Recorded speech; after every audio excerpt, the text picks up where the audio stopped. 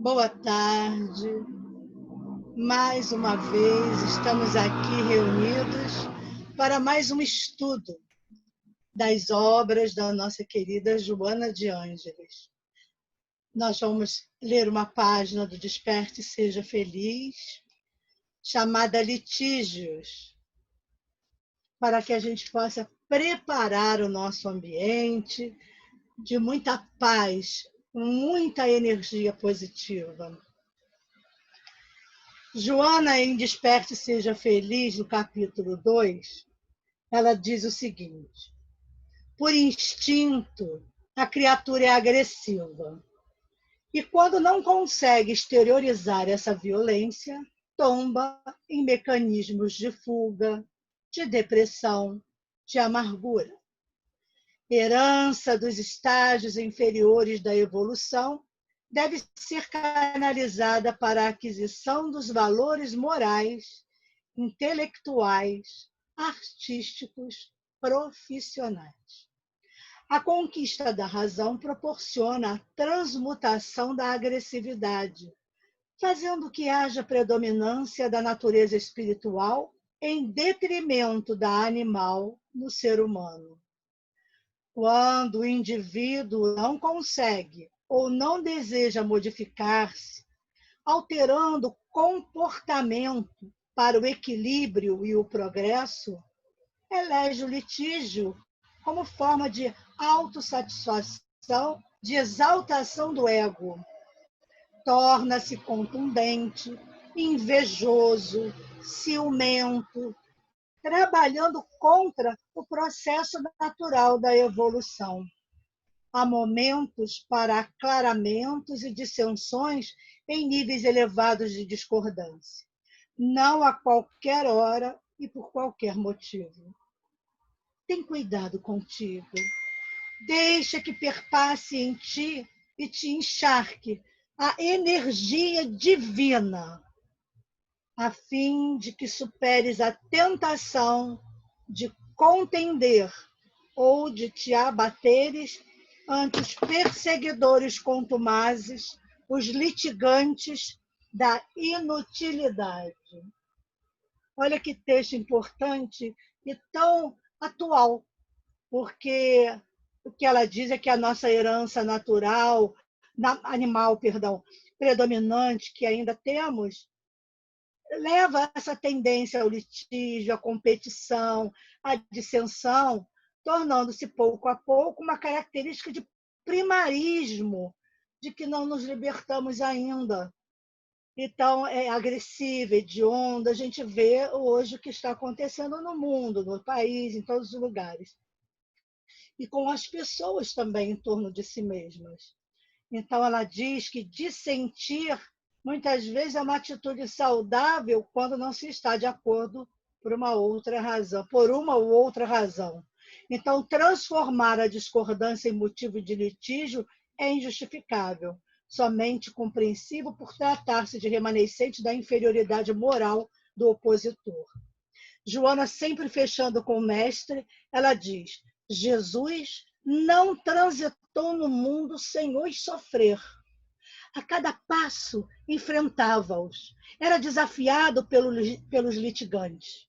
Allan Kardec também os encontrou entre aqueles que se diziam filiados à doutrina de que ele se fizera o codificador. Todos os homens e mulheres de bem lhes experimentam a militância, a oposição. Então ela recomenda: sê tu que não litiga, mas faz o bem, que não revida, porém permanece com firmeza no ideal até o fim da existência física. Graças a Deus. Então vamos aproveitar essa linda reflexão de Joana de Ângeles e vamos fazer a nossa prece de início, pedindo aos amigos espirituais, pedindo a todos esses irmãos queridos que nos acompanham, para que possamos ter uma reunião de estudos bastante positiva, que ela possa ser útil a todos nós, que possamos compreender as palavras, o pensamento de Joana, nos mostrando realmente o que precisamos em nós mudar. Pedimos a Jesus que esteja presente entre nós, abençoando cada um que estiver presente, que estiver assistindo a aula. Pedimos a todos os amigos espirituais, a Francisco de Assis, que é o mentor da casa, que nos conceda a licença de falarmos em nome dela. Que sejamos todos abençoados, encarnados e desencarnados que aqui nos encontramos. E assim damos por iniciada a nossa reunião da tarde de hoje, dizendo todos, graças a Deus. Bem, gente, tenho algumas novidades. Novidades boas, claro. Por quê? Porque ler Joana é fácil, né? Estudar é que é o problema. Mas aí a gente vai vendo o quanto é fácil estudar Joana quando a gente se propõe a uma fala mais tranquila, mais didática, no sentido de não psicologizar demais Joana de Ângeles. Volto a dizer que as nossas aulas de Joana sobre as suas obras são espíritas. E nós vamos falar de espiritismo. Claro que, às vezes, na maioria das vezes, né, ela força um pouco a questão psicológica pelo aquilo que nós conversamos na semana passada sobre obras póstumas, da preocupação do pensamento de Joana no ser humano, na sua individualidade, para que ele possa se libertar desse primarismo para alcançar realmente a evolução espiritual. Então, nós vamos dar continuidade à nossa lição. Na semana passada, nós ficamos com o modelo organizador biológico, fomos falando disso tudo, dos paradigmas, os velhos paradigmas. Então, agora nós vamos falar, continuar naquele parágrafo que nós começamos, a enunciada cisão entre o eu e o si atávica. Né? Então, vamos lá. A enunciada cisão entre o eu e o si atávico desaparece quando a análise do perispírito demonstra que a personalidade resulta da experiência de cada etapa, mas a individualidade, que é a identidade do sujeito, é a soma de todas as realizações das sucessivas reencarnações. Aqui já dá um estudo. Por quê? Quando ela diz que a enunciada cisão, o corte do eu e o si, esse si aqui que ela se refere, Jung se refere, é o conceito de Deus, do homem, do Deus homem, é o conceito do Deus homem e o ser divino. Então, quando a gente pensa nisso, a gente vê que ela diz que desaparece quando analisamos, né? Quando a análise do perispírito demonstra que a personalidade resulta da experiência de cada etapa das nossas vidas sucessivas. Mas a individualidade é a soma de todas as nossas realizações nas sucessivas reencarnações. Então, não existe essa cisão. Pelo contrário, é um trabalho de autoconhecimento que vai fazer com que cada vez nos unamos mais ao si, ao divino. E ela diz que, graças a esses fenômenos, as pressões psicossociais, ambiente, educação, lutas e atividades aparecem contribuindo de uma ou de outra forma para a realização das metas ou reparação delas, em razão dos processos de mérito ou débito de que cada um se faz portador. Então, veja bem, ela fala que graças a esses fenômenos, essas pressões psicossociais de todo o ambiente, de tudo que ela fala aqui, aparecem contribuindo, de uma forma ou de outra, para que a gente possa realizar o quê? As nossas metas. Porque ninguém nasce sem meta. A gente tem metas a cumprir. Temos que ter um propósito.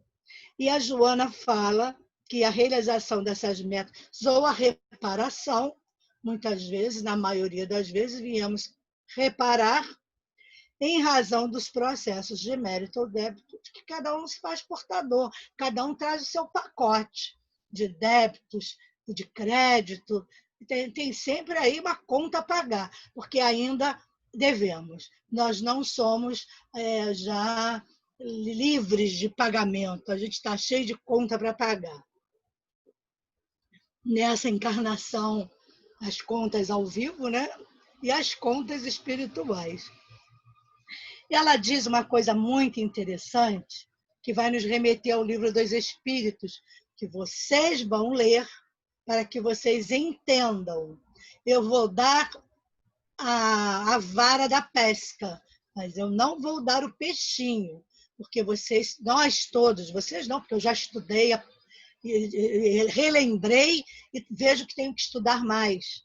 E tudo que eu estudo, em primeiro lugar, é para mim mesma, que eu vejo que como eu preciso estudar muito. Ela diz que todos nascem ou renascem nos núcleos familiares e sociais. Isso é uma verdade. Esses grupos que nós necessitamos para o quê? Para nos aprimorar e não conforme se assevera tradicionalmente, ela coloca em itálico, que merece. Ah, você nasceu aí, azar o seu, porque você merece. Não é bem assim que a coisa acontece. Então, o Livro dos Espíritos, da pergunta 132, a pergunta 132 vai começar a falar um pouco sobre isso, sobre essa questão das famílias. Vamos lá anotar questão 132 e vamos estudar. Então, as cargas de genes e cromossomas, as condições psicossociais e econômicas formam o quadro dos processos de burilamento moral e espiritual resultantes da reencarnação caldeadora dos dispositivos individuais para a evolução. Olha que coisa interessante, não é? O que são os genes? Eles carregam as informações genéticas, porque o espírito não procede do espírito, mas o corpo procede do corpo. Então, eu sou a química dos meus pais, mas o meu espírito não provém deles. O espírito vem de Deus.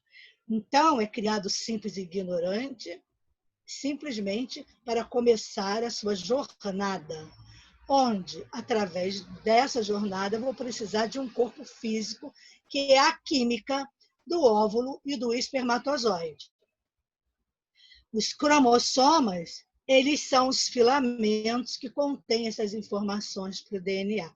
As condições psicossociais e econômicas formam o quadro dos processos de burilamento moral e espiritual. Então, é aí que vem, até eu brinquei semana passada, falando do curso da farmácia, que eu conseguia mostrar os genes e tal, os filamentos, DNA, muito interessante. Aí a gente tem assim, uma noção de como é que acontece. Continuo sem saber, tá? Mas pelo menos a gente tem uma noção. Porque tudo aquilo que a gente fala sem noção não existe. Só existe quando a gente dá um corpo, dá um significado. Então, ela diz que formam esses quadros dos processos de burilamento, caldeadora, quer dizer, é como se fosse uma amálgama dos dispositivos individuais para a evolução. É o tempo todo falando do princípio básico da nossa vida aqui, evoluir. Nós não viemos aqui, isso aqui não é um parquinho para a gente brincar, é para a gente crescer, evoluir, transcender. Ela diz que tal razão prepondera,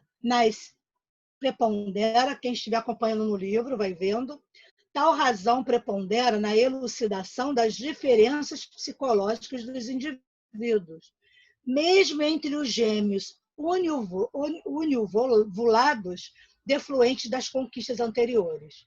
Quer dizer, mesmo sendo gêmeo idêntico, cada um vai trazer as suas diferenças psicológicas, porque são dois espíritos, não é um espírito só agarrado um no outro. Não, são dois espíritos digitais diferentes. Só que muitas vezes num corpo, às vezes é só uma cabeça, às vezes é grudado pelo ombro, mas cada um tem o seu corpo, muitos têm um pedaço cada um. Então, vocês vejam o grau de expiação desse tipo de reencarne. A maturidade psicológica tem um curso acidentado. Claro, isso vai levar algum tempo. Por quê? Porque ela é feita de sucessos e repetições, por formar um quadro muito complexo na individualidade humana.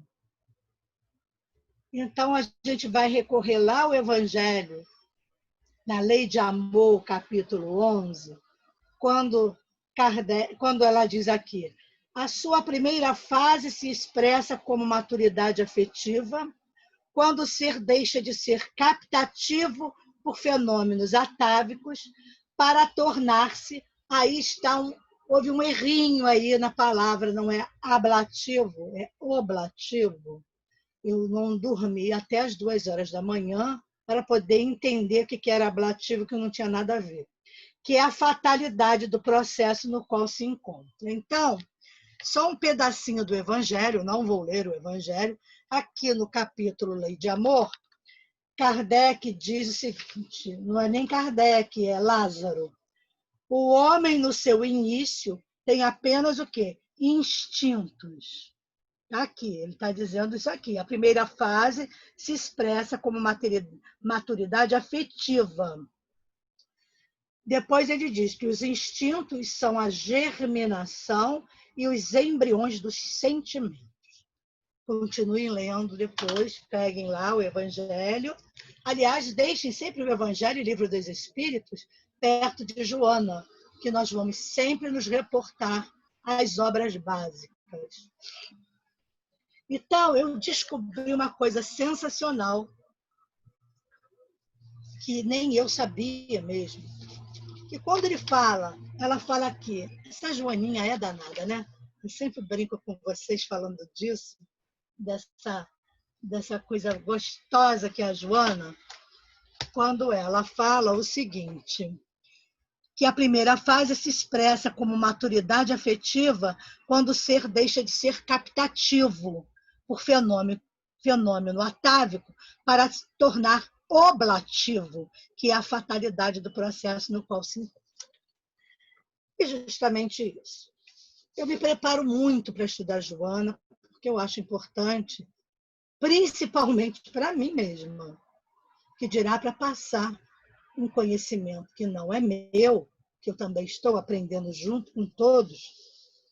Então, eu descobri uma coisa muito interessante entre o oblativo e o captativo. É um texto pequeno, mas é importante ler, gente, senão nós não vamos entender. Eu custei muito a perceber isso. Parece até que, como a Berninha falou para mim, que, nossa, Kátia, nós estudamos esse livro em 2013 e parece que é a primeira vez. Eu volto a dizer, o livro da Joana é o mesmo, nós é quem vamos mudando, como a água do rio. O rio é sempre o mesmo, mas nós vamos mudando e vemos o rio de outra forma, vamos amadurecendo. A Joana será sempre Joana. Eu é que tenho que mudar, nós é que temos que mudar, porque nós estamos aqui para progredir.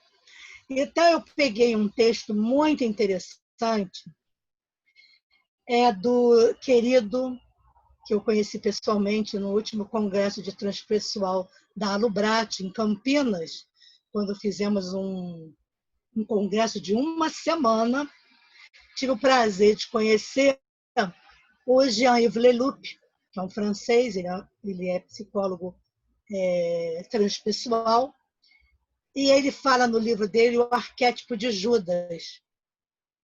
Ele discute, o Jean-Yves Leloup, nossas relações uns com os outros, quando estamos em idolatria. Olha que interessante, que é semelhante à paixão. Quando pedimos o absoluto a um ser relativo.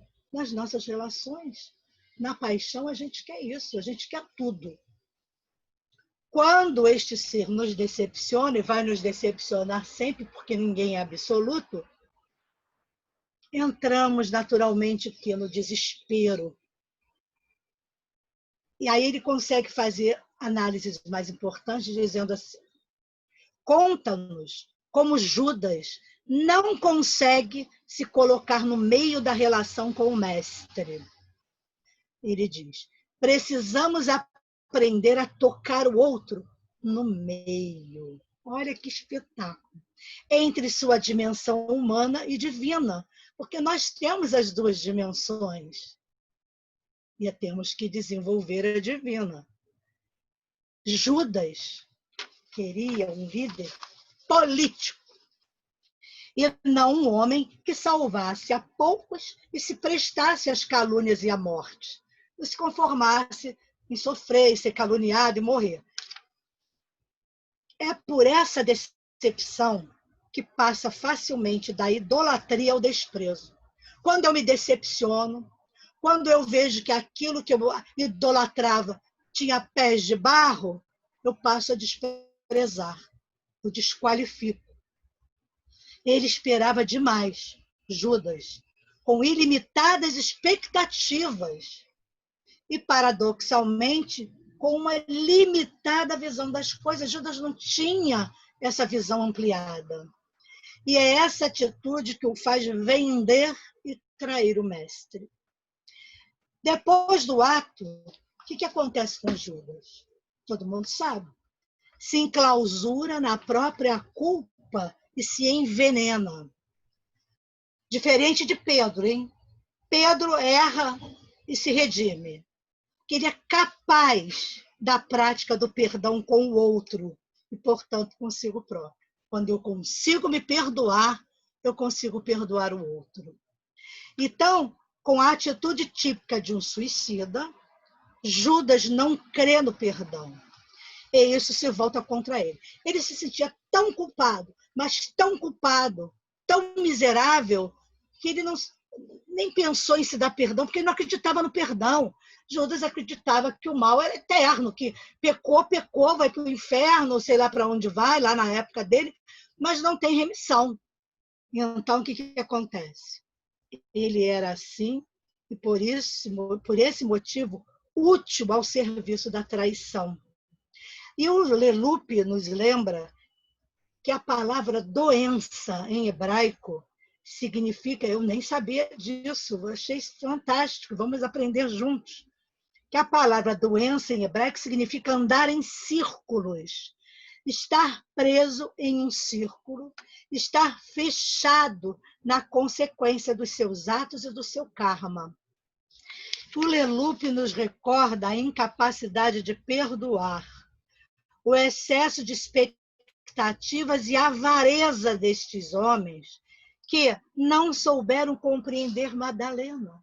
Um dia eu quero falar de Maria de Magdala. O arquétipo contrário a Judas.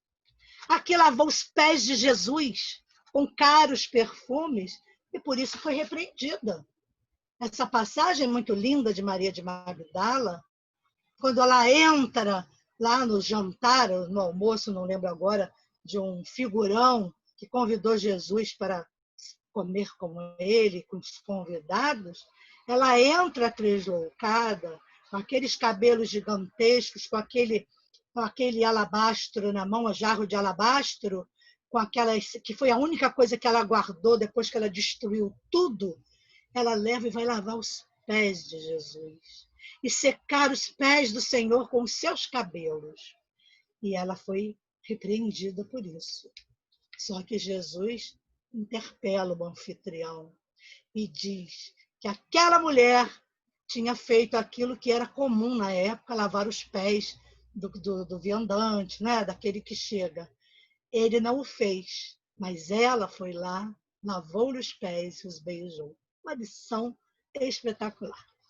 Então, homens como Judas, que se prestaram ao serviço da traição, não souberam ver a generosidade de Madalena.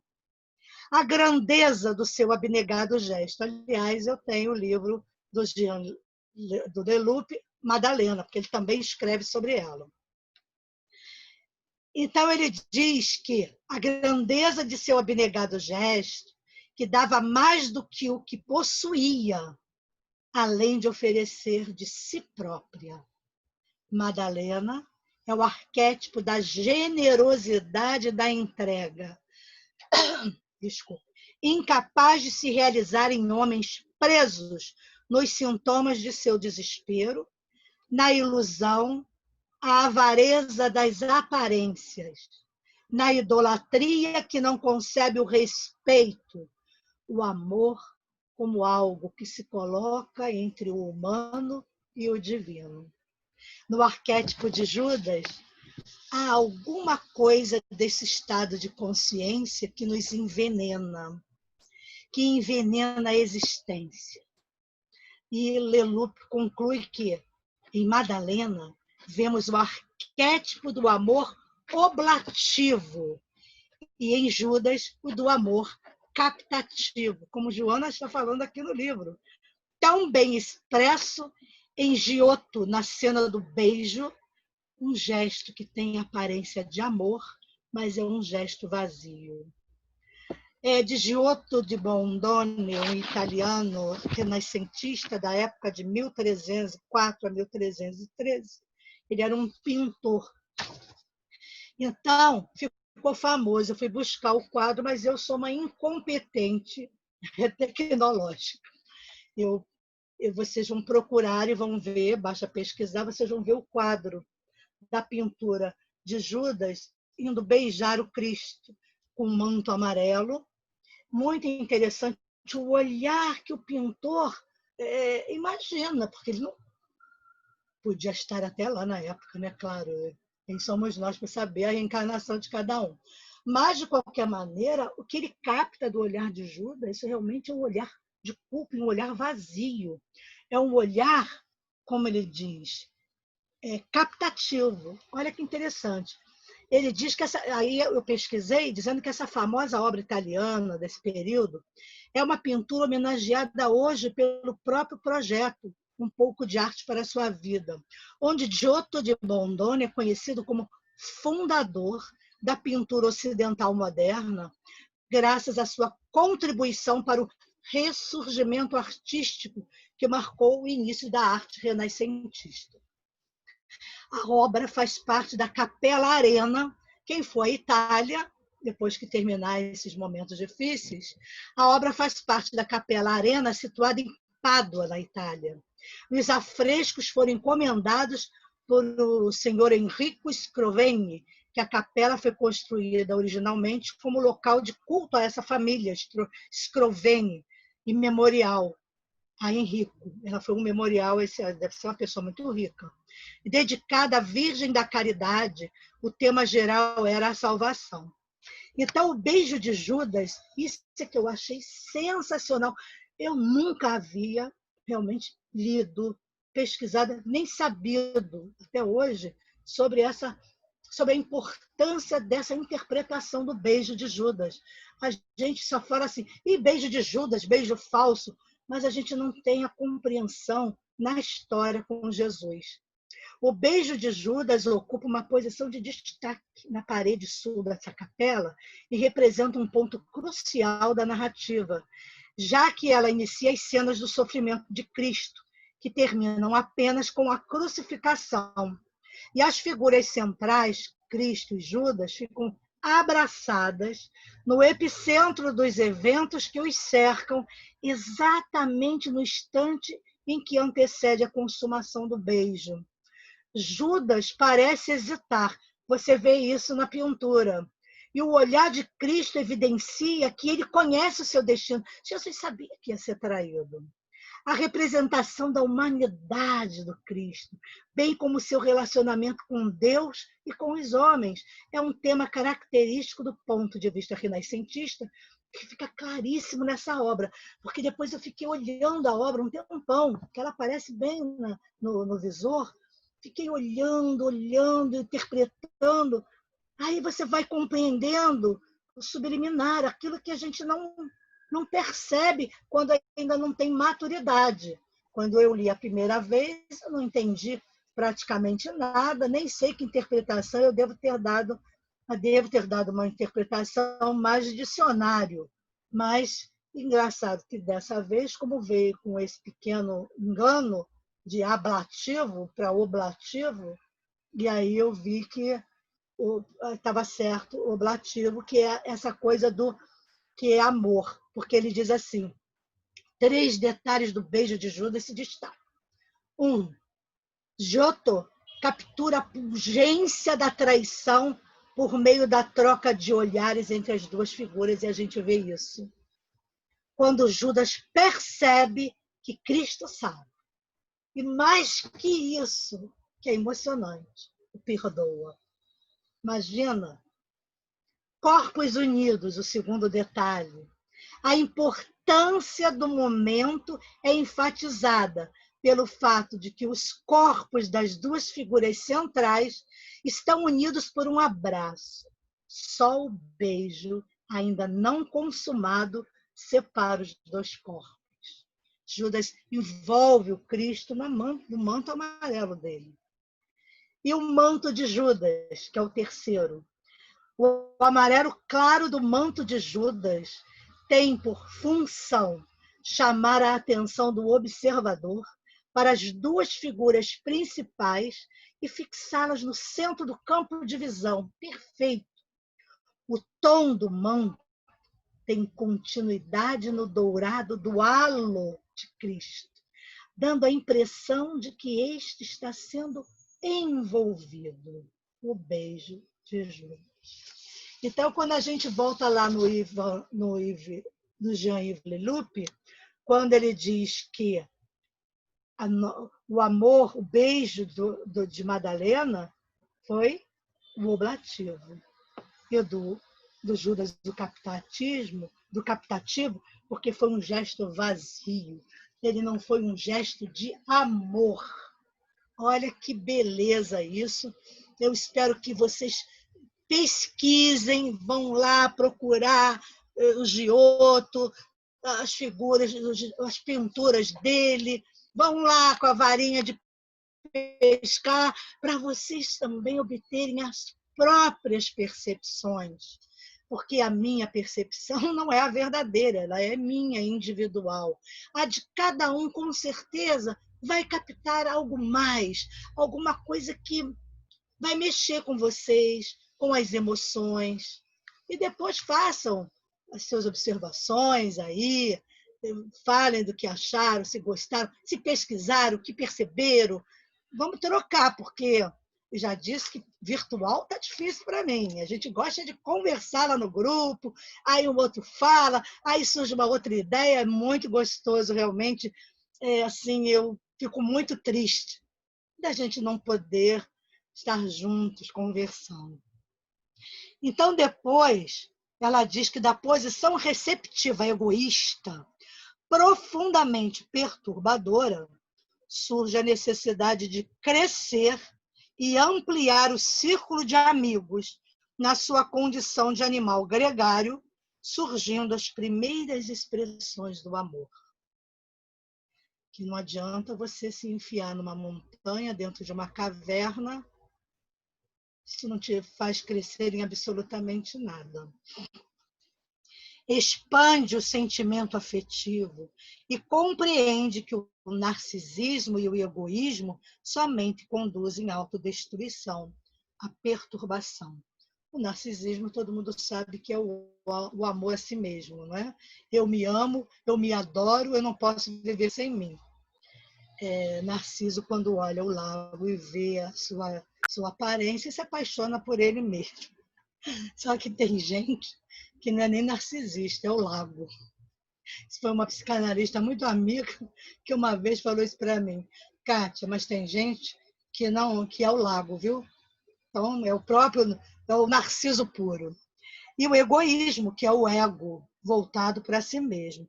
Então, isso só pode conduzir a todos nós à autodestruição. Nós vamos nos levando, isso vai nos levar a uma grande perturbação. O amor é a chama que arde atraente, oferecendo claridade e calor, ao tempo que alimenta com paz em face da permuta de energias entre quem ama, me perdi aqui, como sempre, e aquele que se torna amado. Olha que beleza de poesia da Joana. A Joana é uma poetisa, a gente sabe disso.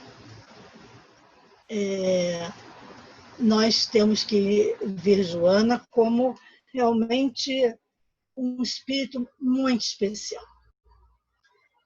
Ela diz também que desenvolve-se, então, uma empatia que arranca o ser do seu primitivismo, conduzindo à imensa área do progresso, onde a experiência de doação torna-se enriquecedora, trabalhando pelo ouvido do ser em si mesmo, quer dizer, do seu esquecimento, com a lembrança constante do seu próximo, empatia, colocar-se no lugar do outro. A gente, nos treinamentos que nós participamos muitas vezes, variadas vezes, quando eu estava no Lar Fabiano de Cristo, trabalhando com as assistentes sociais, dando treinamento, nós falávamos sempre sobre, nós trabalhávamos porque a minha formação em TCC é com ênfase em treinamento em habilidades sociais. A Fundação Getúlio Vargas montou o meu curso para o Lar Fabiano para que todos pudessem participar do treinamento em habilidades sociais. Porque trabalhar com o terceiro setor é trabalhar com um lado mais difícil e complicado, porque são pessoas que estão em situação de risco social, sem nenhuma educação formal, sem uma cultura geral, sem informação. Então, as assistentes sociais, a gente percebeu com o tempo que elas não conseguiam ser empáticas. Também nos abrigos, onde nós dávamos as orientações, as cuidadoras, elas não tinham empatia com as crianças que eram as mais rebeldes, as mais sofridas, porque o abrigo os abrigos do Lar Fabiano, eles são abrigos para crianças vítimas de violência doméstica, crianças de risco social. Então, vimos que com o trabalho de treinamento em habilidades sociais, nós podemos passar para as cuidadoras e assistentes sociais o trabalho da empatia. É se colocar no lugar do outro. Como eu faria se estivesse nessa situação? Porque o grande erro é dizer assim, mas se eu fosse você, eu não faria isso. Não, faria a mesma coisa, porque se eu fosse você, eu faria a mesma coisa. A gente tem que pensar com empatia, o que eu faria se eu estivesse no lugar dessa pessoa? Como eu agiria? Nossa, só de pensar que eu apanho do marido, ou que ele é alcoólatra, eu tenho 6 filhos, eu não posso largar a casa porque não tenho para onde ir, eu preciso me recriar. E aí, quando você recorre à instituição, é para que você tenha profissionais capacitados para orientar, até mesmo para apoiar, que a instituição apoiava. Então, essa capacidade da empatia, na minha humilde, insignificante opinião, é o grande treinamento do amor ao próximo. Porque ela diz aqui que desenvolve-se uma empatia que arranca o ser do seu primitivismo, conduzindo à imensa área do progresso, onde a experiência de se doar torna-se enriquecedora. Então, eu esqueço de mim para dar ao outro. Isso nos lembra o último livro que nós estávamos estudando, Plenitude, quando Joana fala do amor, que é o último grau, é o doar-se. Primeiro começamos com a generosidade do pão. Nós não somos bonzinhos. Quando todas as casas espíritas ou igrejas, seja o que for, que abrem os trabalhos sociais, claro que tem como finalidade a caridade, e isso é um preceito importante da doutrina dos espíritos. Mas não é porque ninguém é bonzinho que vai doar cestinha, leitinho, não. Está lá no Evangelho. São os impulsos generosos que fazem com que, pela causa que a gente acredita e abraça, doemos lá o pedido feito. Tudo bem. Aí você começa com a doação por esse estímulo, por essa generosidade. Então, ninguém é bom. Nós ainda estamos no período de generosidade. Estamos treinando a bondade, como disse Jesus. Por que me chamas bom? Bom só Deus o é. Então, nós temos que pensar que esse ato de generosidade, repetido, replicado, ele vai aumentando por uma necessidade interna de se doar. Eu vou ficar aqui só doando leite, doando o feijão, o pão. Eu quero conhecer. Aí tem vontade de começar a participar. Aí começa-se a participar da sopa, de confeccionar a comidinha para o pessoal, para os moradores de rua. Você começa a se apaixonar pela causa e desenvolvendo assim o amor ao próximo. Aí você começa a se doar como um exemplo magnânimo de Maria Teresa de Calcutá, uma irmã Dulce, e outros mais que eu também nem me lembro o nome, são os mais famosos, e eu, assim, pessoalmente, sou fã ardorosíssima de Maria Teresa de Calcutá, porque ela foi Maria de Magdala. E Maria de Magdala foi um divisor de águas na minha vida, quando eu tive que fazer um trabalho de comércio interpretando Maria de Magdala. Eu fui essa personagem, e aí li tudo que eu podia sobre ela, estudei muito, principalmente com o próprio Divaldo, e aí, realmente, para mim, eu era uma Paulette. Sou ainda, porque eu amo Paulo. Mas Paulo também é rigorosíssimo. Mas a Joana também não é essa boazinha, não. Ela não fica passando a mão na nossa cabeça, não. Só que ela, como mulher, tem uma sensibilidade mais gostosa. A gente até conversa isso na turma, né? Então, eu virei uma Joanete, porque Paulo foi quem me conquistou para a doutrina espírita. Então, nem foi Kardec. Então, eu acho muito interessante a gente poder ver assim como a história, né, vai se repetindo. Aí ela volta como uma Teresa e vai fazer o quê? Um trabalho de extrema doação. Ela doou a ela própria. Então, esse é o último estágio do amor ao próximo. Então, ela diz aqui que quem aspira por ser amado mantém-se na imaturidade, na dependência psicológica infantil, coercitiva, ególatra. Então, ela está falando aqui de uma imaturidade psicológica, né?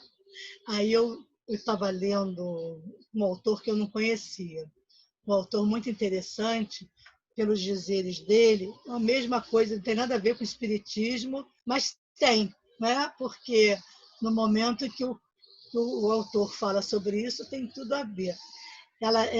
A Joana fala da maturidade psicológica, porque ainda estamos dependentes dessa psicologia, desse aspecto psicológico infantil.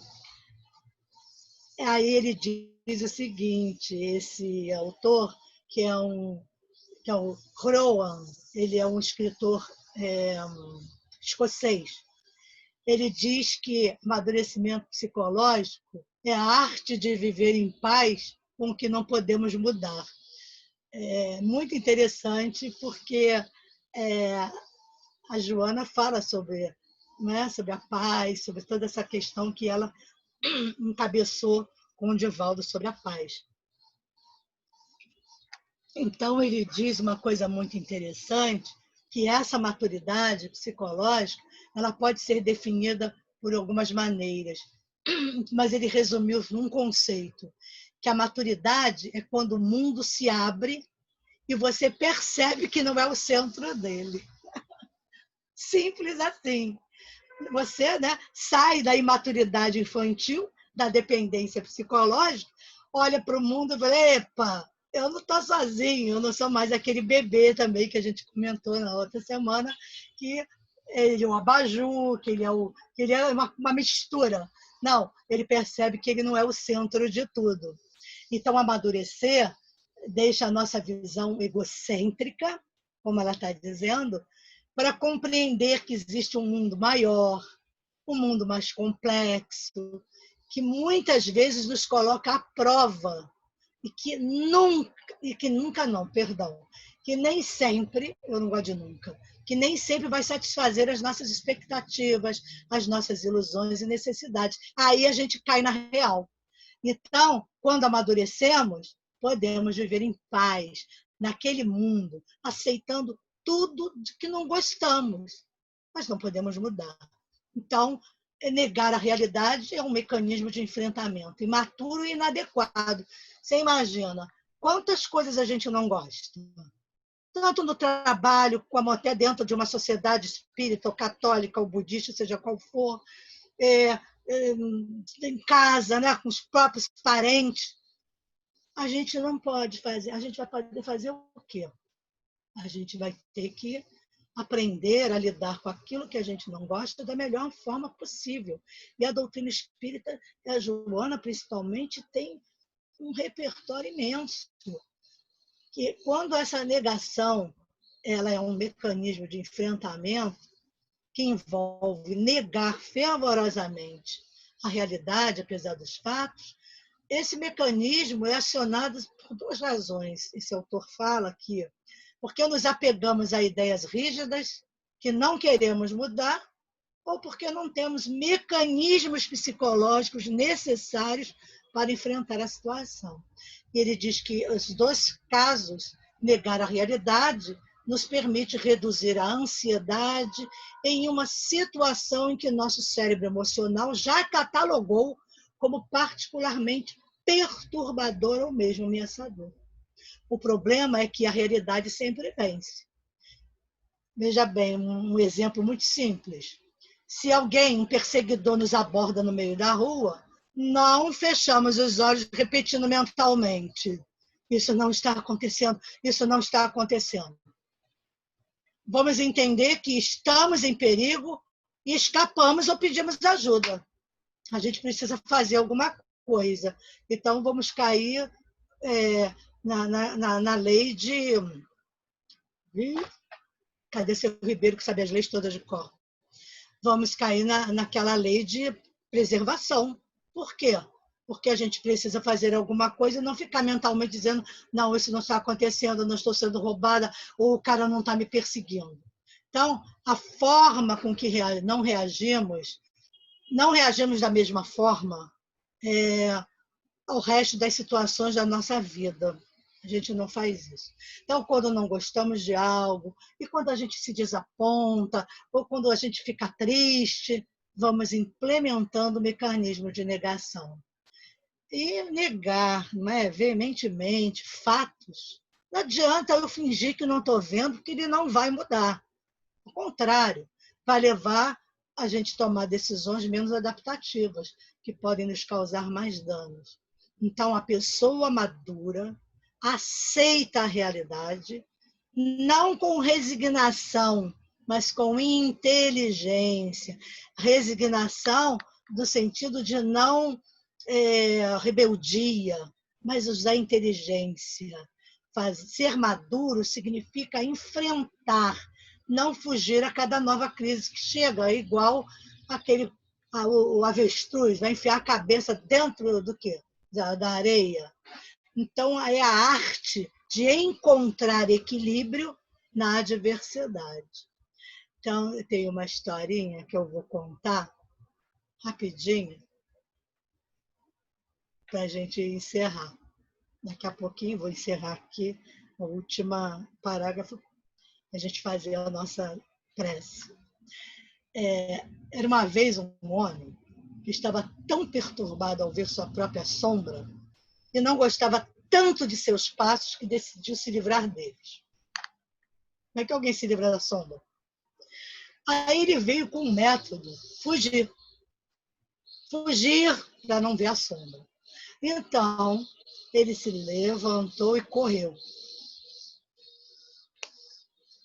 Ele correu, mas toda vez que ele colocava o pé no chão, havia outro passo, enquanto a sua sombra o alcançava sem a menor dificuldade.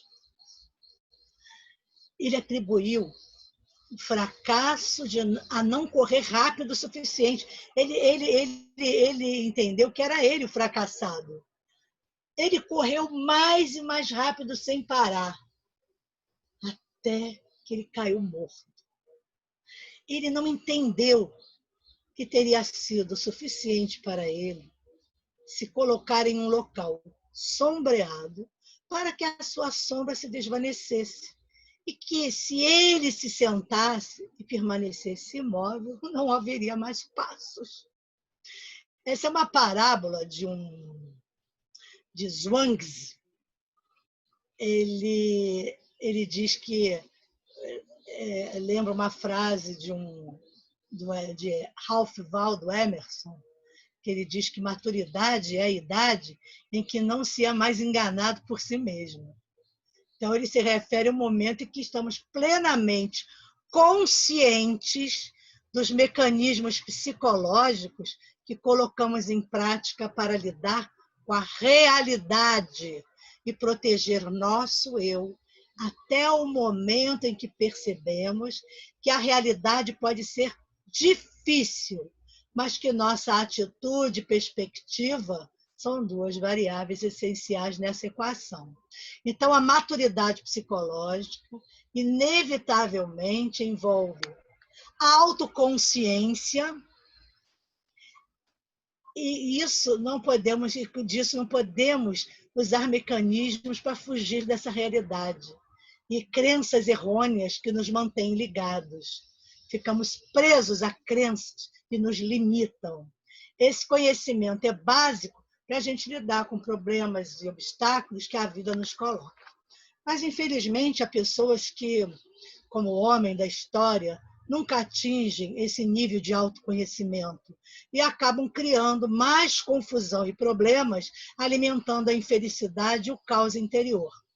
Então, atingir a maturidade psicológica não significa aceitar passivamente a realidade, assumindo uma atitude resignada, mas ser capaz de olhar com novos olhos o que acontece, aproveitando aquele soco para fortalecer nossa capacidade de resistência, conhecer-se melhor e até mesmo crescer.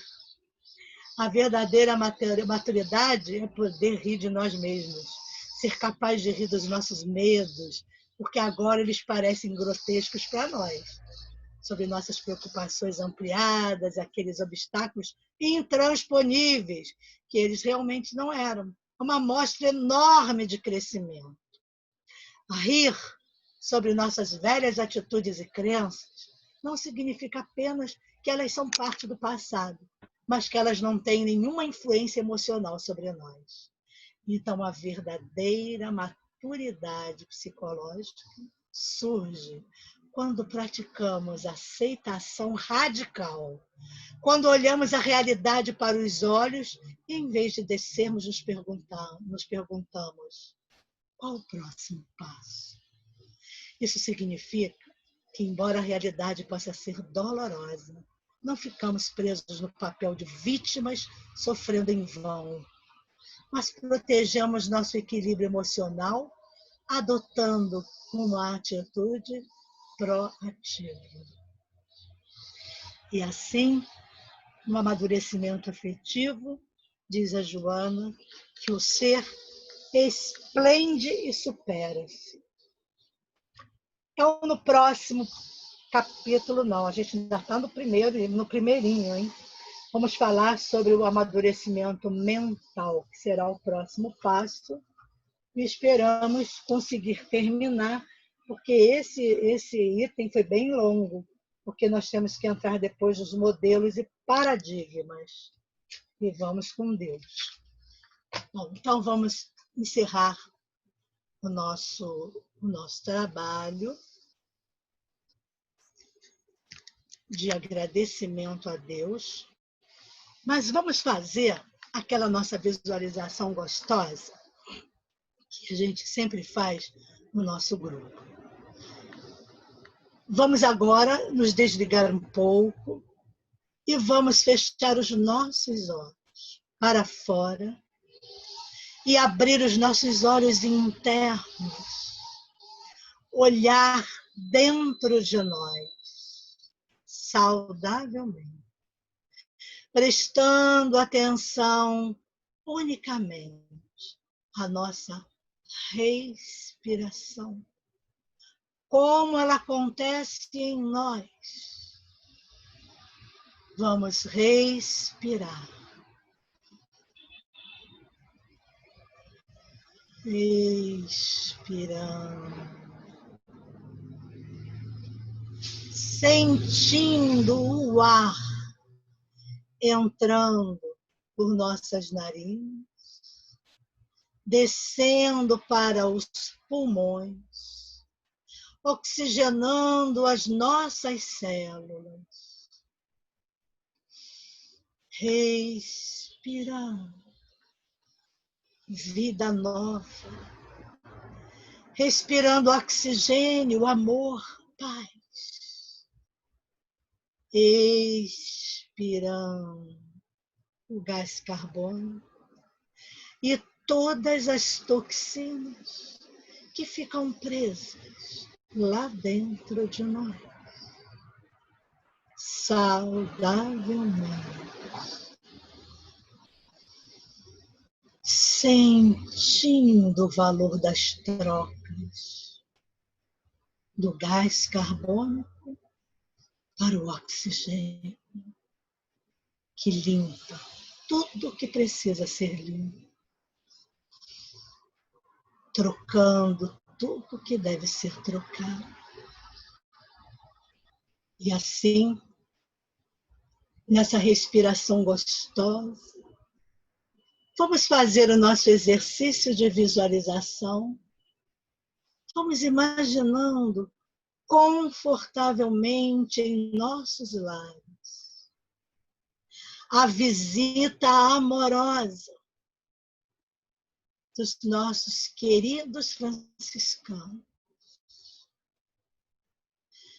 Vamos imaginar, visualizar esse ser anônimo, trabalhador da espiritualidade, em frente a nós, derramando sobre nossas cabeças o bálsamo que revigora, o remédio que cura as nossas almas, que abre a mente dos nossos espíritos, que possamos sentir as doces vibrações do amor de Deus sobre cada um de nós. E esse bálsamo vai descendo saudavelmente, iluminando, limpando os nossos pensamentos que nos intoxicam, limpando os nossos neurônios, favorecendo as ligações dos nossos neurônios para que eles possam transmitir melhor as informações que precisamos. Esse grande circuito cerebral que possa ser envolvido por esse bálsamo de luz, descendo por nossa garganta, diluindo os nós que ficam aqui entalados nas palavras que não dizemos, onde nos trazem doenças. Vamos limpando esses nós, liberando a nossa fala, descendo saudavelmente, envolvendo o nosso peito e com ele o nosso coração. Que possamos sentir a vibração do nosso coração, ampliando-se em dimensões incontáveis, cheias de amor e paz,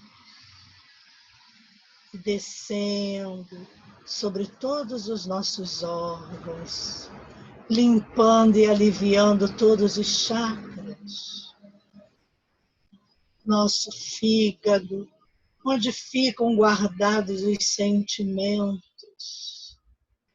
Vamos digerindo todos os sentimentos dos nossos órgãos tão importantes como os rins, como o estômago, o baço, os intestinos.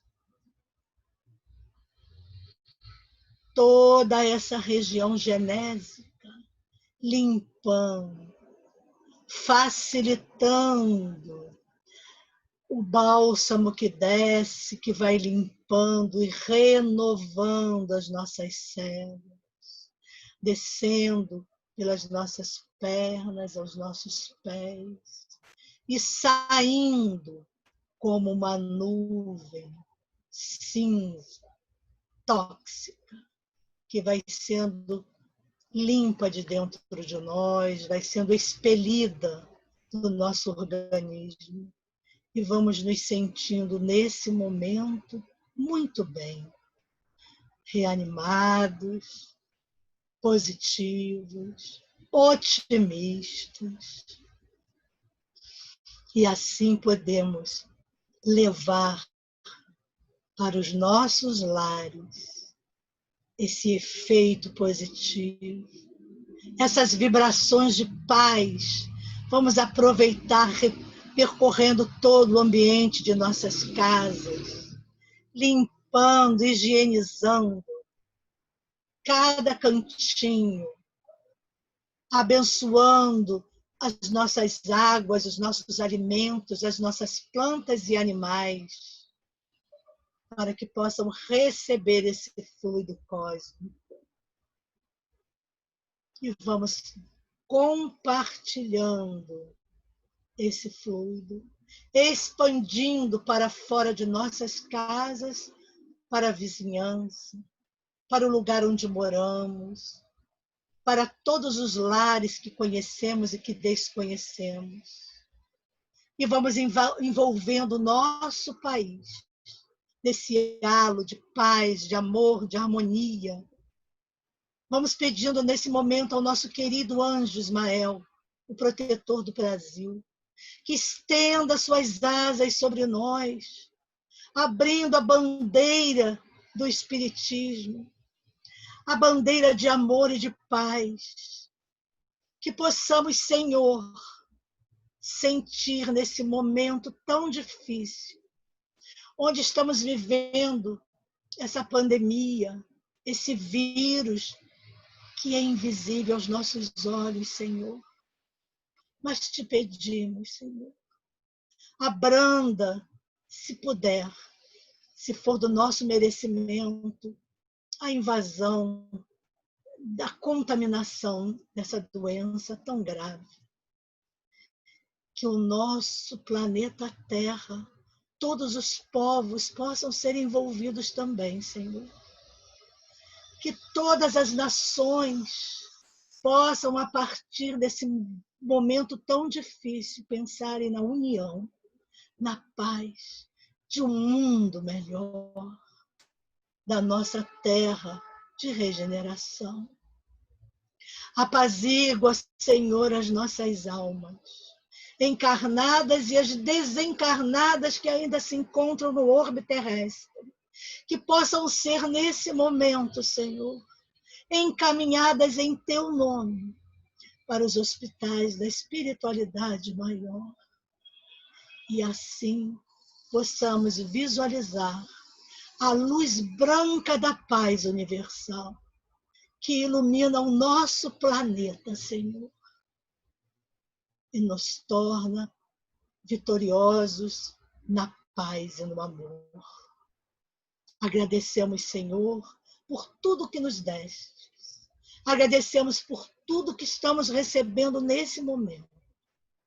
Abençoa a fraternidade, que possa os espíritos amigos estarem como guardiães, protegendo a nossa casa, abençoando a todos os dirigentes, palestrantes, médiuns, a todos os irmãos, enfim. Fica conosco, Senhor. É tão bom estar contigo. Em teu nome, encerramos o nosso estudo da tarde de hoje, dizendo todos, graças a Deus. Obrigada.